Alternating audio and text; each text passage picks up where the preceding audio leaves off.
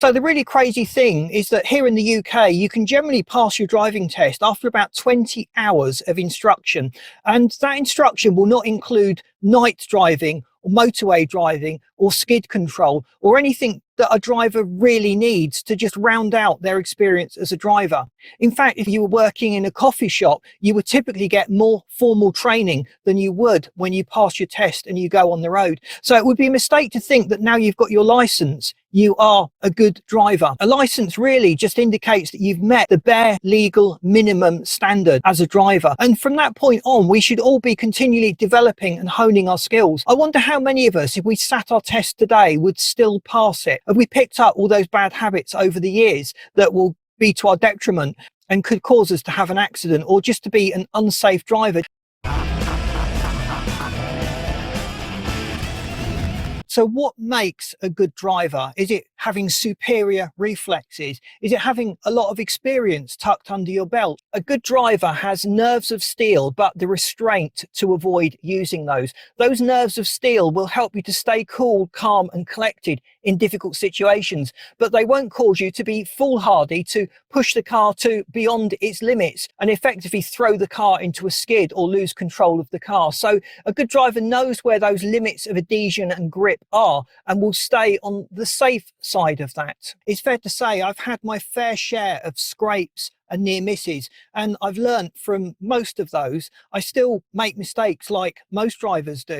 We could potentially avoid problems and avoid accidents if we're just aware of these little areas that many drivers fall down on. So the first skill we're really going to look at developing is observation. Now there is a big difference between seeing something and observing something. We can see things. How often have people put on accident claim forms, I didn't see them, or they didn't see me, when in reality they did see us, but they didn't observe. They didn't think about the information that was going through their eyes. They didn't process it. They didn't take evasive action. So another thing we need to do that's part of these observational skills is reading the road. So as you pass a road sign, you should make a conscious note of what that road sign is, what it's telling you. So most drivers, if you just ask them what was the last sign you passed, someone's done this to me and it was quite embarrassing really. I've just passed loads of signs and I couldn't tell you what those signs were. It was on my daily route.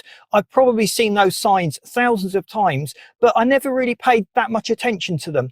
So for example, you pass a crossroad sign. What's that telling you? Well, obviously there's a crossroad up ahead, but your driver brain should be kicking in. There's a crossroad up ahead. I could be meeting traffic coming off the side junctions, joining this main stream. I may need to slow up and take evasive action. There could be some other hazard up ahead that I need to be particularly aware of. So just as important as seeing these things, we need to think about them. We need to engage our brains when it comes to driving. Another thing to look out for is brake lights up ahead. So a car may be going round a bend ahead of you. You can't see beyond that bend. But if you notice that that car is braking, that would indicate that you need to slow up, at least ease off the throttle as you go into that bend. Spotting these warning signs early on can prevent you from blundering into a problem or having to take drastic evasive action. At least you'll be prepared to slow the car up, or your foot will be over the brake pedal ready to take control should the worst happen as you go round that bend. We also need to read the weather as a driver.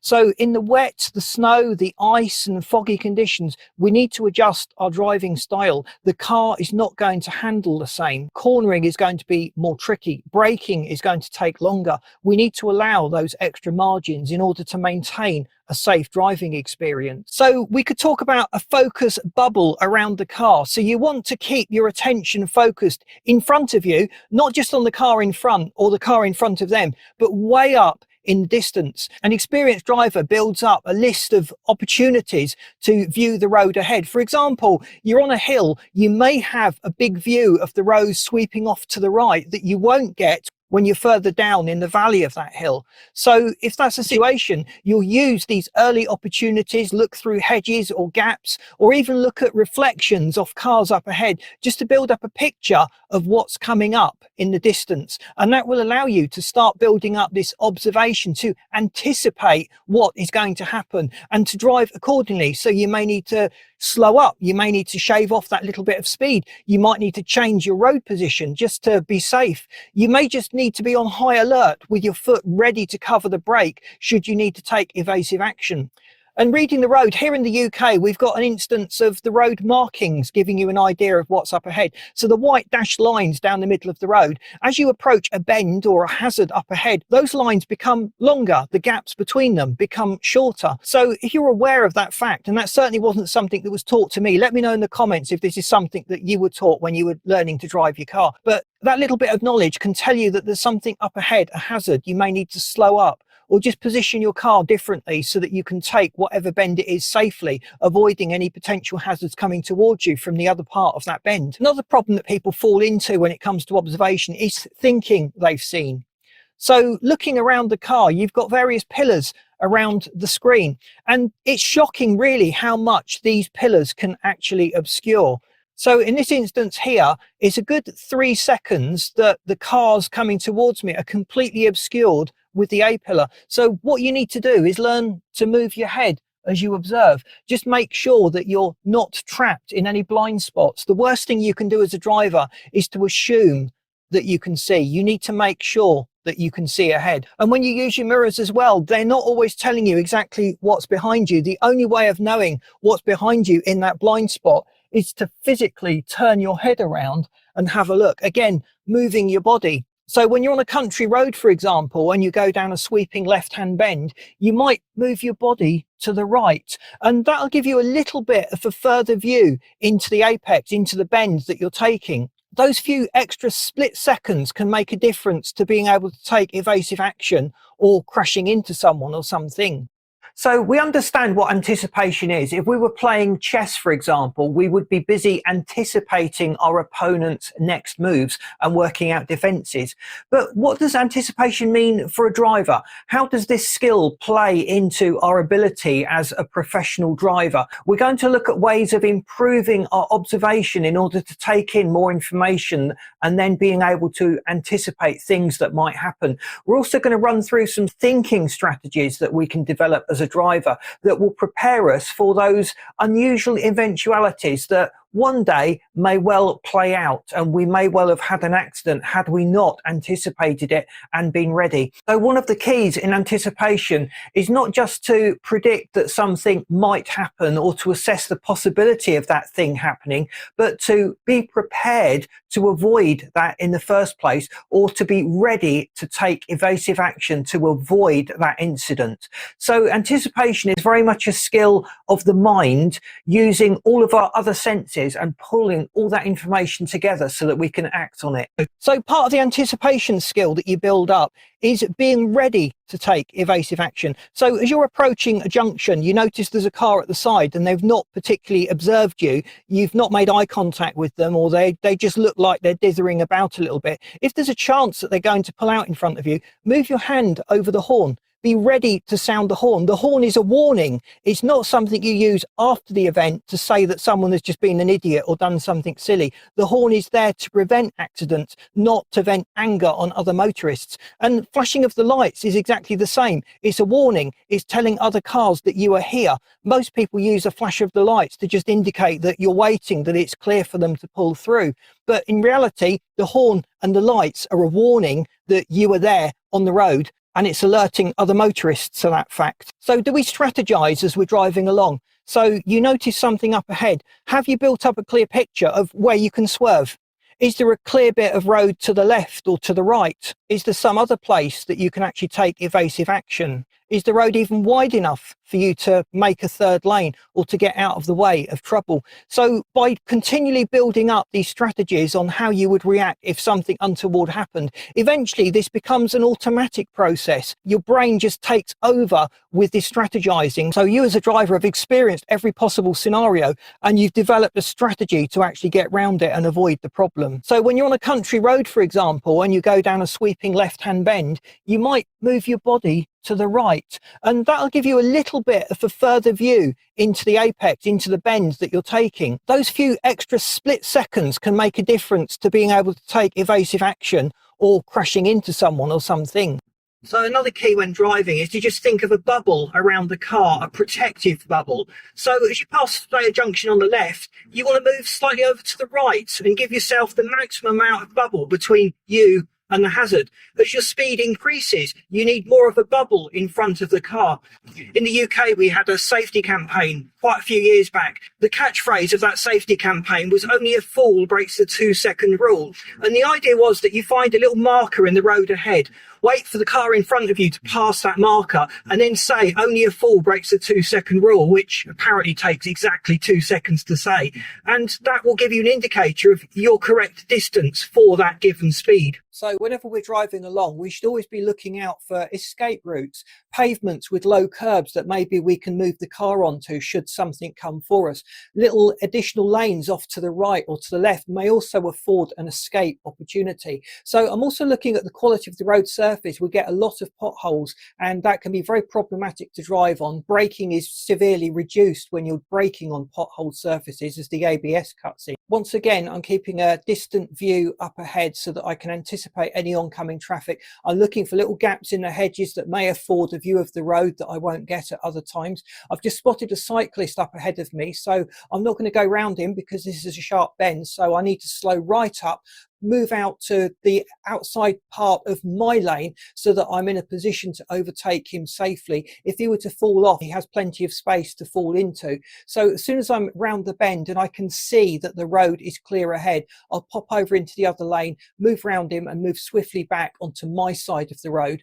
You never quite know what's going to be coming around the corner, so you don't want to spend too much time on the wrong side of the road, or at least leave yourself a wide margin of error should the worst happen and you need to move back onto your side of the road. If there's hedges to your left, they present quite a hazard really. The debris and bits of branch that may fall off of them can fall into the road surface and degrade your braking or your grip. But also you don't ever want to swerve into a hedge or a tree. They don't move very well. They're not very flexible. Your car will definitely come off worse. So oncoming cars, keep in mind that oncoming cars may not be in full control of their car. They could be swerving into your lane or losing control. So if that happened, I would already have in my mind escape routes. I can either do an emergency stop, I can pull over to the right and occupy the space that they were in. You never quite know what's around the corner, and in this case we've got a bus sweeping in. I've braked quite hard early on, peeling off as much speed as I can to give the bus as much room as possible. He's blocking the main carriageway so I can make swift progress onto the main road, so I pull back out onto the main road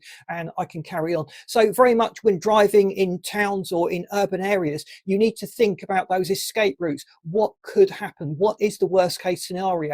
And already have in your mind some kind of defense, some place to go, some course of action you can take, moving your foot over the brake pedal so you are ready to get the car under braking momentum. Using your lights, your horn as well will give advance warning to those other cars who maybe not have noticed you or maybe blissfully unaware that you were there as they drift into your lane.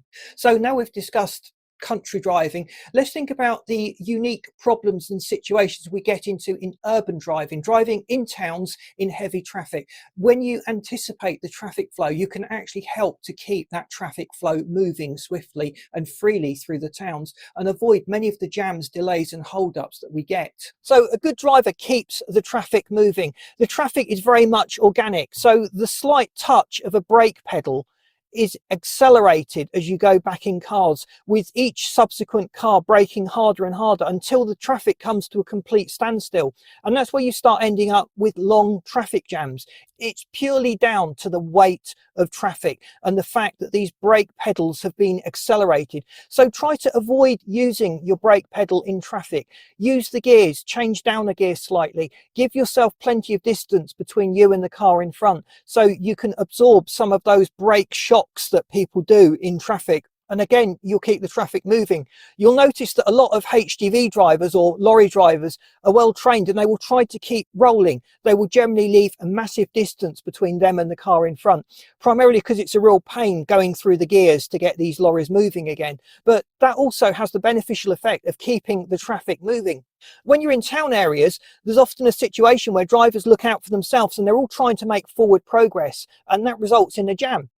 By looking ahead and anticipating, it may be the case that by holding back, you can allow someone through and free up the piece of road that you want to occupy, and you'll be keeping the flow of traffic going. And sometimes even rolling backwards will allow that opportunity for someone to get through and for you to free up the flow of traffic. So don't think of yourself as just you in your car. Think of yourself as an organic block of traffic. As an advanced driver, you are keeping that traffic flow moving. So let's just test our observation skills with this little bit of video that I shot while I was out and about. So using your observational skills, just try and see what's going on, anticipate the problems, pay particular attention to what's going on and what's around you. And then after we've run through this 60-second segment, I'll rewind it and we go through slowly, and I'll talk you through the thought processes that I'm having as I'm driving up this road, and we can just compare notes at the end. And please let me know in the comments if I've missed something off. Okay, so fairly typical journey through your typical English town. Fairly heavy traffic, but not ridiculously heavy, and there was a lot going on here. So let's just play it back much more slowly and analyse what was going on in this scene. There's a car coming out the junction at the left, so that could potentially be a risk to me. But I'm also noticing on the right, there is a car. His road position would indicate he's turning left, but I would never take that for granted. His vision is going to be obscured by this lorry coming towards us. So I've got to be prepared to take evasive action should he pull out of that junction, attempt to turn right, and maybe he hasn't seen me at all. I'm looking as well for road signs. So there's a car parked to my right, so we're clearly in some kind of tourist area. It's a high street, so I'm expecting pedestrians. I'm keeping an eye out for them. But already way up ahead, I'm noticing a van. I'm noticing an Audi Q3. The Audi Q3 is stationary and indicating right. The van appears to be pulling out. So I could shoot straight up to them, or I can ease off and start slowing up already. I've chosen to ease off and slow up in advance. The road markings here have changed. We've now got central dashed lines and we've got the zigzag lines which indicate there is a pelican crossing. So again, that is a potential stopping point or a hazard that I may need to negotiate as I come up to that. So moving up the road a little bit further, we've got some more parked cars on the left. I'm just going to make sure I've got sufficient cushion around me. That van was clearly pulling out, so I'm going to position myself to the left of the van. I'm going to keep this junction space to the left of me clear, so there's no risk for cars coming out and overshooting that junction, just clipping me. And I'm going to move into a central position. Now that Audi Q3 up ahead is still indicating right. He's waiting for a parking space, so I am probably going to have to stop, which I hate doing because that wastes fuel. But this van coming towards him has flashed his lights. He's got an opportunity. So I've slowed right up.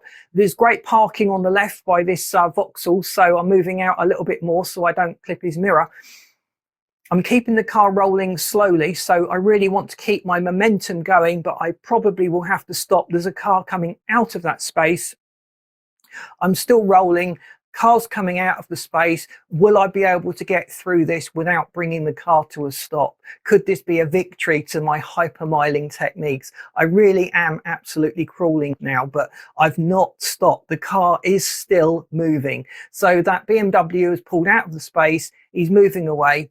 The Audi Q5, that's indicating right, is moving in. My road up ahead is clear now, and I haven't actually stopped. So I've been able to maintain my momentum. If I'd anticipated better earlier on, I could probably have kept my momentum going a little bit further up this road. So it's a hill, there's a road to my left. I'm aware of that road, the potential hazards there. It seems to be all clear, so I can proceed over it without too much of a worry and without too many problems. And the road up ahead is looking fairly clear. So I'm looking way up into the junction. There's a obstruction on the right, potentially that van, so cars are probably going to be going around that van. It looks like that car is slowing up and waiting for me, so I'm just going to keep proceeding along. There's a junction to my left. I'm going to give it a wide berth, particularly if I notice any emerging cars, but again it seems clear, so I can proceed with caution. So I'm also looking out for road signs as I drive along. So there's a road sign coming up, which is just there for informational purposes.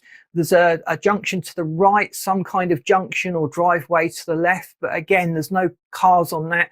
There's no potential problems on that. I'm keeping an eye out as well for children that may be playing with a ball, because rolling a ball down the hill into the path of the cars is a key problem area. We're in a 20-mile-an-hour limit. The small 20 zone would indicate there's going to be a change of the zone. I've got double white lines in the middle of the road, so I can't do any overtaking procedures at this point. And we're coming up to the exit of this town. There's a main junction. I've got some more informational signs giving me direction. I've got a speed limit reminder repeater just reminding me that this is a 20 limit. Don't get me started on these 20 limits that they're springing up all over the place. There's a slow sign on the road, junction to the left, and it looks like I've made it through all of that. I didn't have to stop. I was able to keep everything moving quite nicely. The horn has traditionally become a method used to tell other drivers they've just been an idiot. Technically, the horn and the lights are just to warn other drivers of your presence, and people don't really use their horn. The horn can actually save you from a really nasty collision. If you're passing a junction and that driver hasn't observed you,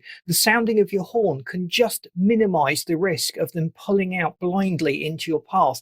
And you can also use your horn to warn other motorists. If they're about to blunder into a situation and you sound your horn, it may alert them and other drivers to any potential dangers or pitfalls ahead. So also within the car, you've got loads of other controls that are used infrequently. So the significant ones really are the lights. Do you know which lights are on at any given time? Do you know how to operate your fog lights? Do you understand that fog lights should only be used when it's foggy? They're not there for rainy conditions and they will just dazzle other drivers. Are we good at estimating our speed? That's another mark really of a good driver. A good driver can maintain a constant speed. I think most of us, it's fair to say, we drift off a little bit in our concentration when we're driving. So if you're maintaining a constant 70 or constant 50, sometimes that may drift up or drift down a little. So we're sort of averaging the 70 or the 50, and a good driver will keep it fairly consistent without resorting to continually checking the speedometer. When you look in the mirror, you should reflect. That may sound like a really bad dad joke, but actually at a deeper level, we should be reflecting on what we see in the mirrors, thinking about it, responding to the information that's coming into our eyes. So when we're on the road and we're moving lanes, you learn mirror, signal, maneuver. Why are you signaling? Why are you using your mirror before you signal? And when should you be looking in your mirror throughout the maneuver? You need really to build up that picture of what's behind, ahead, and to the side of you as a driver. So should you need to take evasive action, you can do so clearly without having to check, because you've built up a clear picture of whatever is around you. So we could talk about a focus bubble around the car. So you want to keep your attention focused in front of you, not just on the car in front or the car in front of them, but way up in the distance. And it's not just looking at the road ahead, keeping that focus bubble ahead. We need to be using our mirrors and be aware of what's going on behind us. So you should have built up a picture of what's behind you so you don't have to look in your mirror to answer that question. So when cars join the road behind you or when they turn off, you should be aware of that and what's going on behind you as much as you would the cars in front of you. There's also little opportunities you get of using your mirrors that disappear over time. So for example, on a right-hand bend, looking in the left-hand mirror is pointless because that's going to be off to the distance. You're not going to see a thing, but your inside mirror has a wider vista of the road behind because you're going around that right-hand bend. So a good driver knows when to use the mirrors. It's not just a matter of timing, say every 6 or 7 seconds, you look in a different mirror. That would just be a drill. You need to be using the mirrors intelligently, and you need to be building up a picture of the drivers behind you. Are they impatient? Do they look like they're in control of their car? Are they following you too closely? So as you follow a driver or you've got a driver behind, you start to build up a picture of what they're like. So if they're being overly cautious or they keep slowing up as they come to a junction, that might indicate that they're planning to turn off, or they're a tourist and they're lost. They don't know the area very well. It may be they're in the middle of the road indicating left. So if that happened to me, I would assume that they could probably turn right. The position on the road would indicate they're about to make a right turn, whereas the indicators or the turn signals on their car are indicating something different. So never assume that the turn signal or the indications from another car are an actual real intention as to what they're doing. Most of the instruction that we get when we learn to drive the car is to press the brake pedal, and in an emergency situation you need to press it very hard indeed. Well, they never really take the time to explain the physics involved. how you can graduate your braking and get the best braking advantage possible when it comes to stopping your car. Most cars' brakes will work more effectively when they're warm. If the brakes are cold, they're not at their maximum biting point. Now, when you actually brake in a car, you'll notice all of the weight is being thrown forwards, and you can use that to your advantage. So most drivers will be thinking having all the weight on the front of the car will just cause the car to skid. Well, it does at a certain point, but up to that point where you lose grip, you've actually maximized the grip potential of the car. So all the weight is being thrown forward. Those front wheels are really digging in. So braking is very much a function of grip, the amount of grip your tires have. When all the weight of the car is on those front tires, you're really increasing the grip. So when you're braking in an emergency situation, it's really good to get that braking momentum on as quickly as you can and as hard as you can. And then as you start reaching that point of adhesion, you start to lose that. At that point, you want to start backing off. Hesitating at that point can dramatically increase your stopping distance. Another thing drivers fail to do is to brake hard enough. So most drivers in an accident will generally brake. They tend to brake quite late because they've not drilled themselves to covering the brake pedal early. And you really do want to get the car under heavy braking momentum as quickly as possible in those emergency situations. And just as a little experiment, when you're out driving, make sure there's nothing behind you and use your left foot to brake. So your left foot has not become as accustomed to the fine-tuned graduated control that you've developed in your right foot. So you will generally brake much harder using your left foot. And just notice how much quicker your car will actually stop. So in an emergency situation, you need to stop as quickly as that. So interestingly, with braking, it's not a linear progression in terms of the car slowing up. So as you first press the brake pedal, from the higher speeds, you're peeling off speed relatively slowly, and the rate at which the car slows up accelerates as that speed drops. So you really want to get that process underway as soon as possible. You can shorten the overall braking distance by getting the car under braking momentum earlier rather than later. You may actually observe the road ahead, there'll be a hazard you've suddenly come onto, and it may be a case that by swerving to the right, you can extend the amount of road that you've got to brake in. Whereas if you carried going in a straight line, you would hit whatever it was that was the obstacle. Obviously, as you're turning, the car's weight is on those outside wheels, so they're more likely to lock up, so the ABS is going to cut in. But generally speaking, you will have more distance to brake in by taking that curved line than going in a straight line. So this is where part of that strategizing that we've already mentioned comes into play. So a little tip when braking for comfort for your passengers: if you just brake and keep consistent pressure on the pedal, the car is going to jolt forward as it stops. If as the car starts to slow up, you ease off the brake, you'll get a much more gradual rolling stop and you won't get that same jarring sensation. So in everyday driving, sometimes you have to brake maybe a bit harder than you wanted to. But getting that braking momentum building up and then easing off will go a long way to reassuring your passengers that you're in full control of the car and keep the overall journey comfortable for them. So think now about your stopping distances. So most people learn that the stopping distance at a set speed is a set distance. But if you ask the person to drop a cone ahead at that distance, they probably can't do it. They've just learned an academic number. Do you actually have a clear idea on how many feet or meters your car will take to stop at any set speed?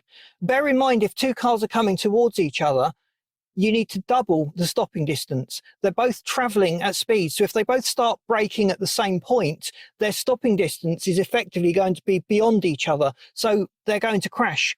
So when you're on those narrow country lanes, which we get a lot of in the UK, and there really is only room for one car, you need to be travelling slow enough to allow that car coming towards you to stop in time so you can avoid that collision. See, a good driver is keeping out of the way of other motorists. Another skill that's important to learn is heel and toe braking. Now, in a lot of modern cars, it's quite hard to brake and use the accelerators. You may have to switch round and use your toe and your heel. But the idea really is that you're braking, the clutch will often be down, you can just blip the throttle rev match, or you can get the engine going, get the RPMs up. So if you've got a turbo engine, for example, you want the turbo to start spooling up before you get back on the power. That can shave important seconds off your lap times. It's probably not a skill you need to learn for driving around in everyday road situations, but it's certainly a useful skill to use. You want to use all of your limbs and keep things as smooth as possible when you're driving. So the gear, the clutch, if you drive a stick or a manual transmission, it's an essential skill really to understand how the gear mechanism's working, how the clutch is working and engaging and disengaging, and really the importance of rev matching. But we're going to discuss the power band, what the power band actually is, and how you can determine your car's power band. And that little piece of knowledge, knowing where your power band is, will enable you to make better gear selections, particularly when you're looking to maximize your acceleration. So in its simplest terms, the power band is that point in the RPM range where the engine is most responsive. You get the best acceleration. There's not a precise number. You don't suddenly hit a power band in a car. You hit a graduated point at which you would regard that as the start of your power band. In some cars, it's fairly obvious. In other cars, the power builds up very, very slowly. So how do you spot your power band? You've got your dyno graph on you. Well, the dyno graph is made up of two graphs superimposed on each other in most cases. You've got the power, the BHP, and you've got the torque. The torque graph is relatively flat. It goes up a little bit at the start, it's relatively flat, and then it tails off. The BHP, or the power graph, tends to spike up, so you'll see it typically going up at about 45 degrees up to a peak, and then the power will tail off. So to determine your peak power band using those graphs, it would start at one point where you're producing peak power, peak horsepower, and it would end when you've produced peak torque. So those points between peak torque and peak horsepower, that really is your power band. That's where you want to keep the RPMs for the maximum acceleration. If you haven't had a dyno run done on your car, or your car is fairly standard, you can usually find some kind of dyno graph online. Just search for your specific engine and power output. Often when companies offer you tuning upgrades, they will provide a before and after power figure. So if your car is factory standard, the before power figure will typically be that baseline that you're at. Now you've identified your power band by looking at the dynos and understanding the specific nature of your engine. Where are those shift points? Why is the shift point so important? Well, you notice that when you change down a gear, the RPMs increase. When you go up a gear, the RPM decrease. That is a factor of gearing. Now, rev matching is where you attempt to match the transmission speed, the road speed, and the engine speed. So by blipping the throttle slightly when you change down a gear, you're increasing the revs. When you change up a gear, the revs are going to need to be lower when that gear engages.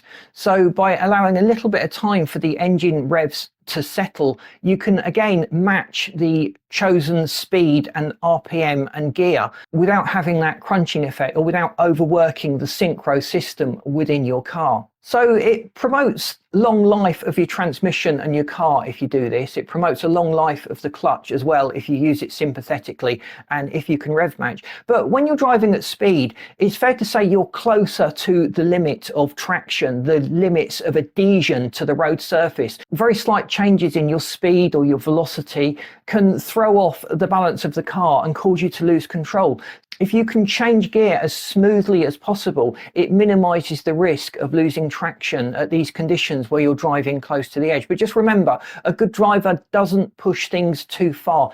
He knows where the car limits are in all weather conditions and road surfaces, and always drives to a safe margin below that. So a couple of runs that I've just done here, we're looking at the typical day-to-day drive of going from 20 miles an hour to 50 miles an hour. And I'm going to do the first run in second gear. So it's quite sprightly. It doesn't take very long to get up to 50 miles an hour in second gear.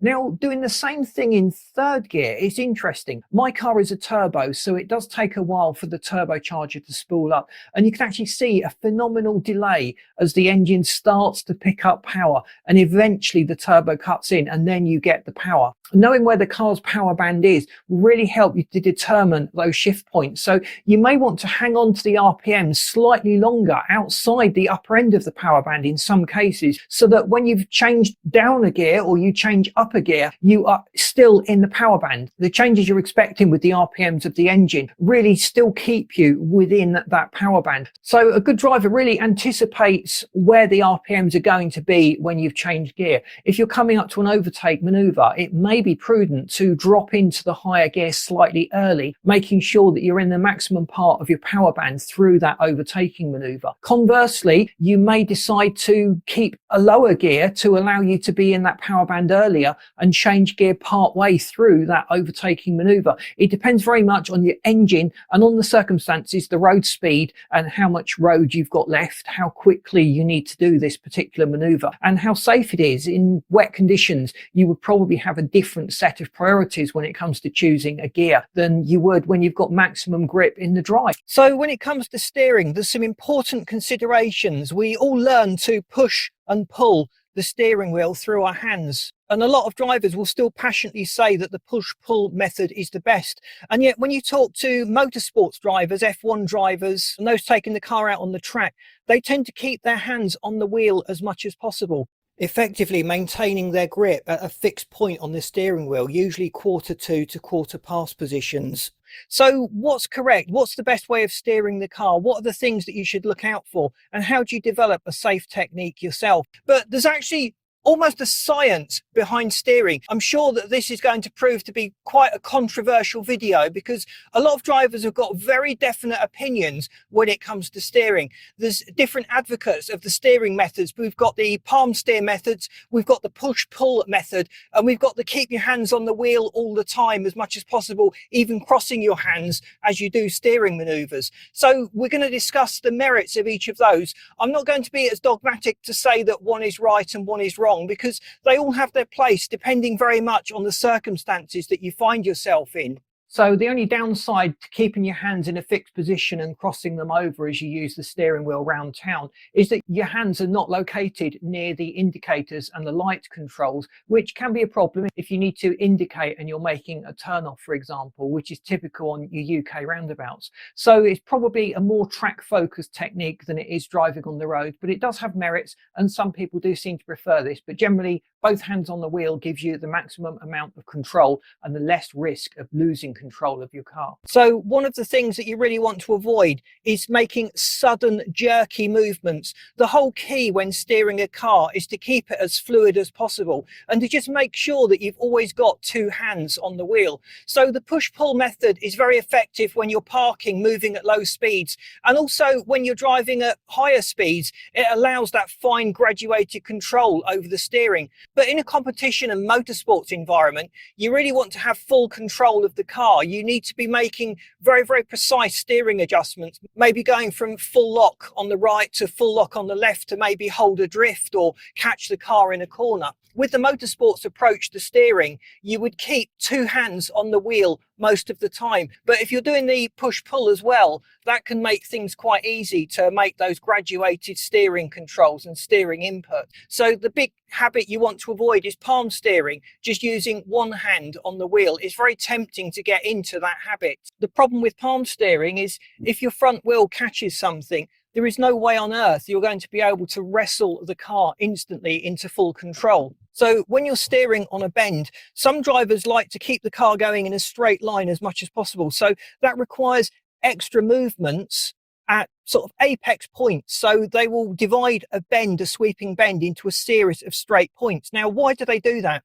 Well, if they have to brake, a car will stop more effectively in a straight line. So assuming your car has ABS, which most of them do now, that ABS system is going to back off the braking as soon as you start to reach those limits of adhesion. So by keeping the car in straight paths, you can maximize that ability to stop. But the downside of doing that is at those correction points where you effectively steer harder, you're risking going into a skid. That's the point where you're most likely to lose control of the car. Choosing fixed points to straighten out a bend is also a good way of learning to feel the balance of the car in the corners and to get a feel for that essential weight shift that you as a driver are going to be controlling to maximize your control of the car.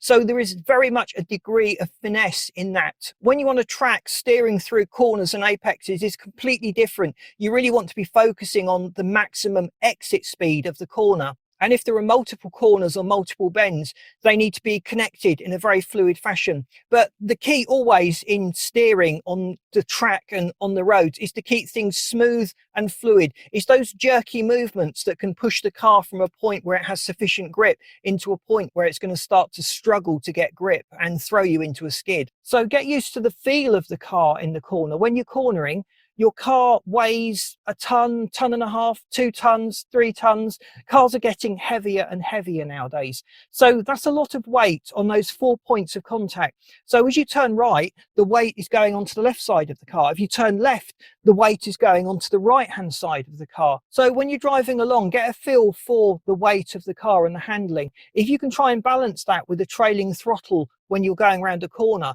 it stops all the weight going onto that front wheel or onto the back wheel. So both outside wheels are loaded up equally when it comes to weight distribution. So you're less likely to skid, lose traction or lose control. So road position, or we might refer to this section really as positional awareness, just involves a little bit of thought about where you are. Now, there's not a clear set of rules that you should always do certain things or you should always be in a certain position of the road. The general principle is to not be a sheep, not to follow other cars, to think about keeping yourself moving and also assisting the flow of traffic. So the general principle of being an advanced driver really is keeping out of others' way. And that often means overtaking where it's safe to do so, where you're not impeding someone else's progress or causing them to take evasive action.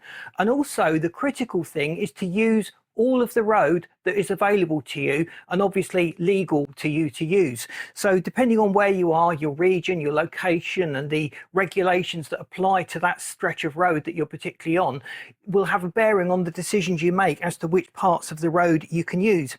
But here in the UK, we often have roundabouts. Now in the UK, we do have a tendency to queue, to follow one another. So effectively, where you've got 2 lanes coming off a roundabout, filtering down into one lane, most drivers will ignore that additional lane and will just stay in that left lane, which actually creates long tailbacks and delays for all the other cars using the roundabouts. So it makes sense to just really blaze your own path, to use all of the road, to use both lanes as the road planners intended you to do so.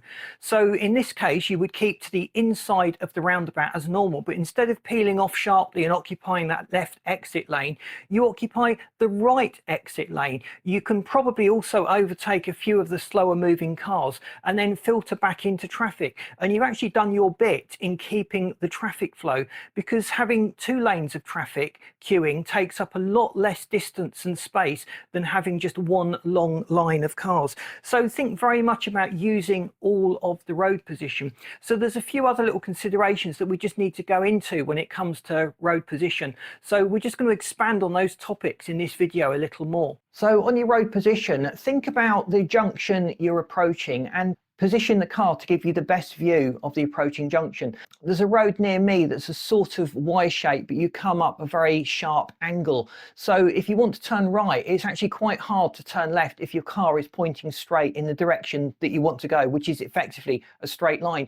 So what most experienced drivers will do at that junction is just swerve out right slightly and then swerve left. So the car is at an angle. So you're about 40-45 degrees off of where you want to go straight ahead, but that gives you a much better view of the road to your left and makes the whole process of turning much safer. The position on your road can indicate a lot as to your intentions. If you're turning right, position yourself to the right of the road. Maybe you've pulled over to allow someone to come towards you. If you pull over on the very left-hand side of the road, it may be that the car behind interprets that as you're parking and they will try and go around you. How often has that happened to you? You've pulled over to let someone through and the car behind you has just blissfully blundered through and probably ended up jamming the traffic. So we've spoken about the attention bubble that we need to keep around the car when we're driving. We also need to keep a safety bubble around the car when we're driving. So you want as much gap between you and whatever hazard is out there. So if you were, say, passing a junction on the left and there was a car on the left, you might move your car over to the right. So if it's legal and safe to do so, drive along the middle of the road. Just make sure there's a sufficient gap between you and whatever hazard is cropping up. You may have to slow up as well to extend that bubble. If you've got a car that's too close behind you, you need to allow extra stopping distance for you, because you've got to allow for extra stopping distance for the car behind. If you're just able to stop in the distance you can see and you know the car behind you can't, they're just going to smash into the back of you. So again, that's an accident that you as an advanced driver could have avoided. Another important consideration with road positioning is enabling other cars to have a clear view of the road ahead. Now, a typical scenario is where you're side by side at a junction, the car to the right of you is pulling out to the right and you want to go to the left. If you pull forward, you may well be obstructing their view of the left-hand side of the road, delaying them being able to pull out, and it may be that they're obstructing your view, preventing you from pulling out. So if you have a high-sided vehicle to one side of you, that will typically completely hamper your view of the road from the right. So just dropping back a little bit, giving them an opportunity to pull out, may well mean you can make faster progress without causing that undue hesitation caused by a driver not having proper visibility. And also, when you're in traffic, if you all park immediately behind one another, you only get a clear view of the brake lights of the car immediately in front of you. Whereas if one driver positioned themselves slightly to the left of the lane, the next position themselves slightly to the right, and the next position themselves slightly to the left, you would have much earlier warning of the brake lights changing up ahead and cars pulling away, and be able to make swifter progress. So if we could educate drivers to just think about allowing better visibility to those behind them, it would go a long way to keeping our traffic moving smoothly. So another thing with regard to road position is to think about how visible you are to other road users. So the typical scenario is you're in traffic, there's a hold up ahead, but you're on a bend. Now your options are to go round the bend, out of the sight completely of cars that were behind you, and stop dead, or you can drop back a bit so you're part way around the bend. Now the benefit of doing that is you're more visible to those cars behind, and what I would encourage you to do is to do that, keep your brake lights on. That's a warning to them that there's a delay up ahead, and then as you see approaching cars, you can just roll forward, closing up the gap between you and those other cars. If the car behind hadn't seen that you were stopped, it also gives you a little bit of wiggle room. You can just roll forward a little bit and hopefully avoid that rear end shunt, or minimize the damage that's caused in that rear end shunt should that happen. So think very much about other road users and if they can see you or not. Don't try and hide your car, don't try and close up the gap. A good rule of thumb is to just make sure you can see some of the road surface between their tyres and the front of your car.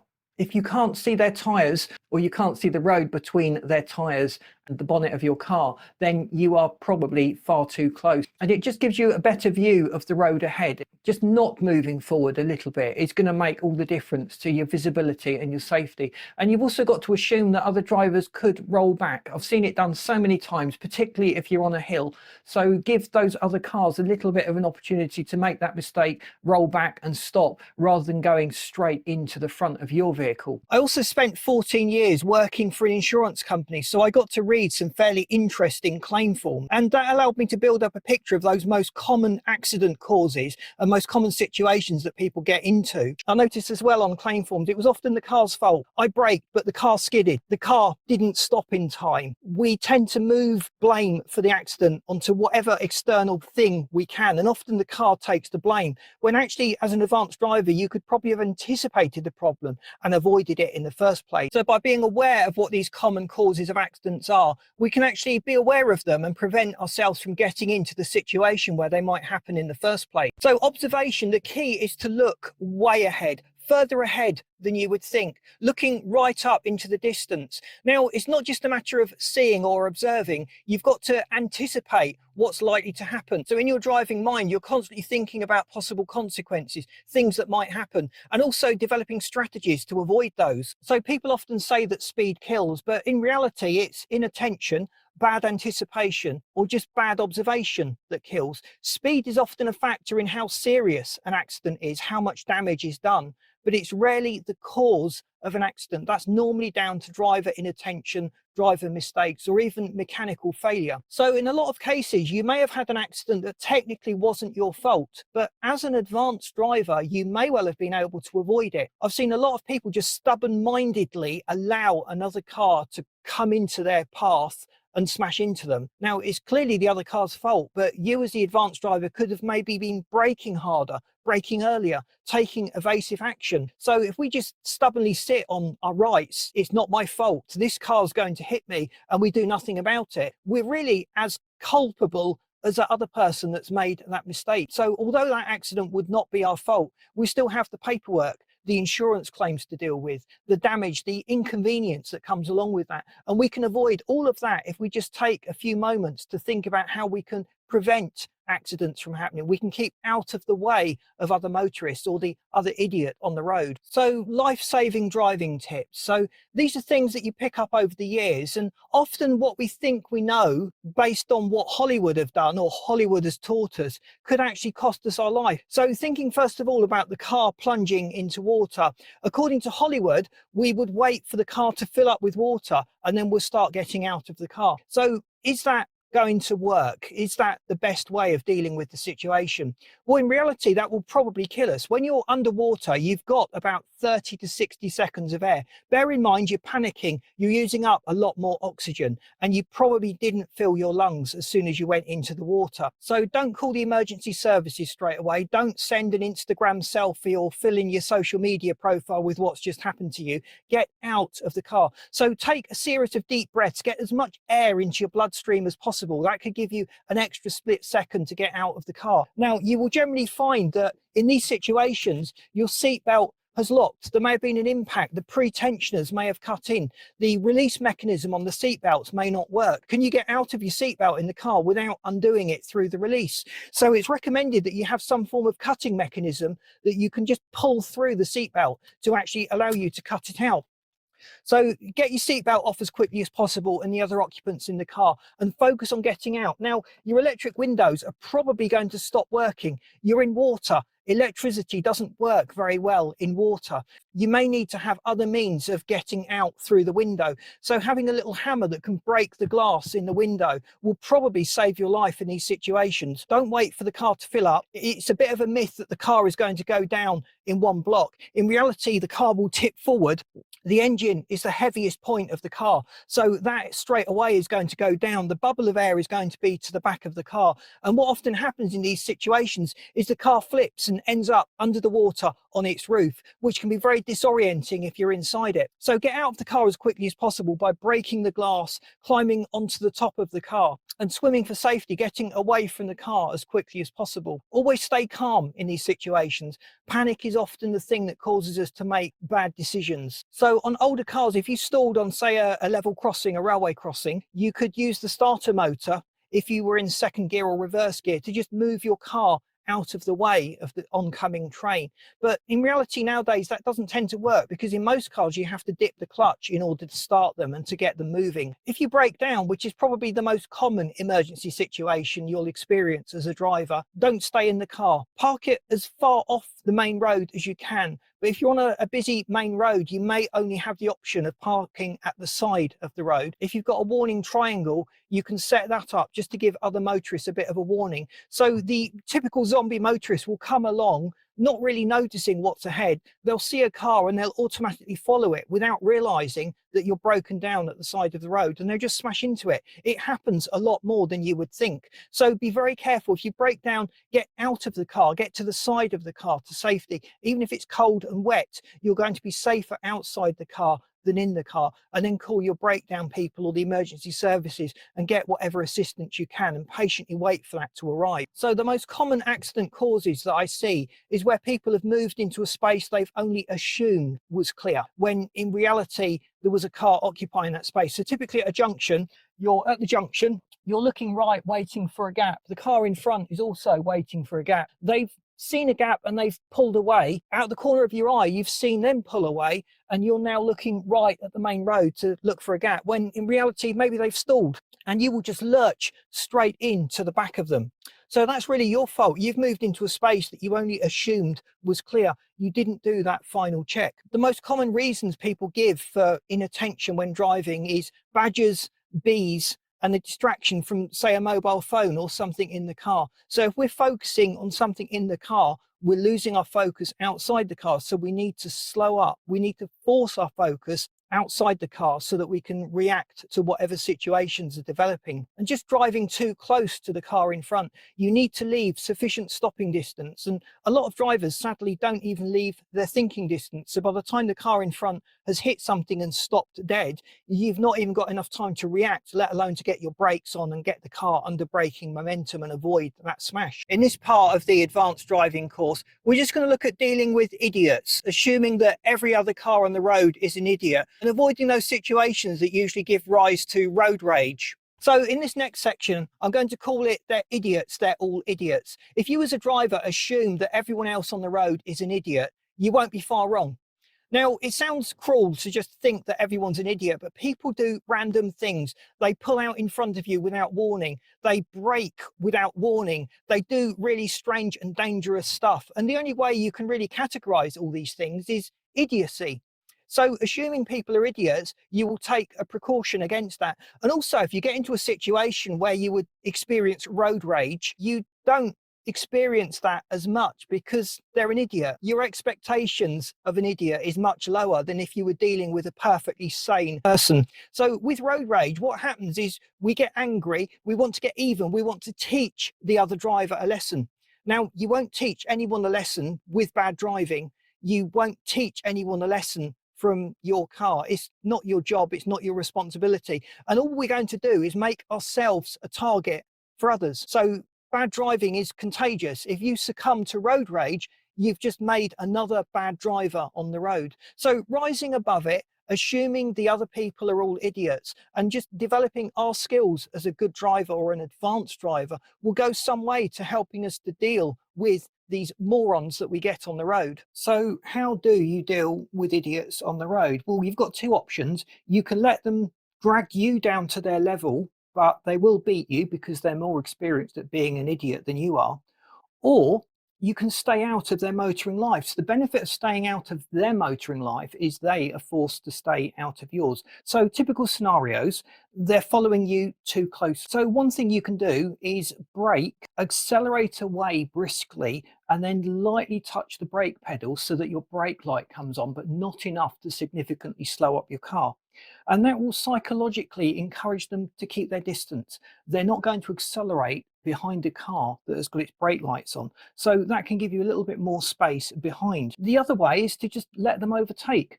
Personally, I would rather an idiot be in front of me than trust his skills not to rear end me should the worst thing happen. You also need to make adjustments for the person behind you. If they are following you too close, you must leave that little bit of extra space for you to stop and to give them space to stop.